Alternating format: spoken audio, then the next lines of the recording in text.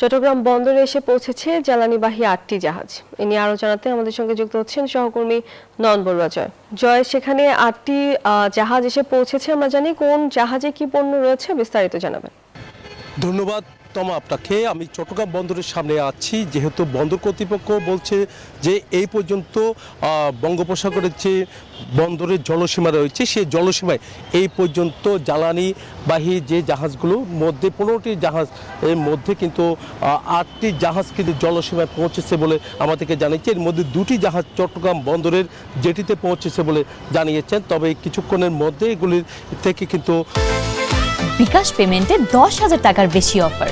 Shopping চলছে তো, খালাস করার কাজ কিন্তু তারা চালাবে বলে আমাদেরকে জানিয়েছে বন্দর কর্তৃপক্ষ, যেমনটা জানিয়েছে। এমনকি পেট্রোলিয়াম কর্পোরেশনের সাথে আমরা কথা বলেছি, তারা বলছেন ধীরে ধীরে 15টি জাহাজ কিন্তু জ্বালানিবাহী 15টি জাহাজ কিন্তু এখানে পৌঁছবে। এর মধ্যে 4টিতে কিন্তু এলপিজি রয়েছে বলে আমরা জানতে পেরেছি। এর একটিতে কিন্তু এখানে অন্যান্য জ্বালানি রয়েছে বলে আমরা জানতে পেরেছি। তো সব মিলে বলা যায় যে জ্বালানির যে একটা সংকট দেখা যাচ্ছে, তেল পাচ্ছে না, গ্যাস পাচ্ছে না, এমন একটা গুজবে কিন্তু আসলে এখানে যারা চালক তারাও কিন্তু একটা বিপাকে পড়েছেন। তবে পেট্রোল পাম্পগুলোতে আমরা দেখলাম এখনো পর্যন্ত ভিড় অনেক বেশি, এখনো সকাল থেকে কিন্তু দেওয়াও বন্ধ রয়েছে কিছু। জয়, ধন্যবাদ আপনাকে।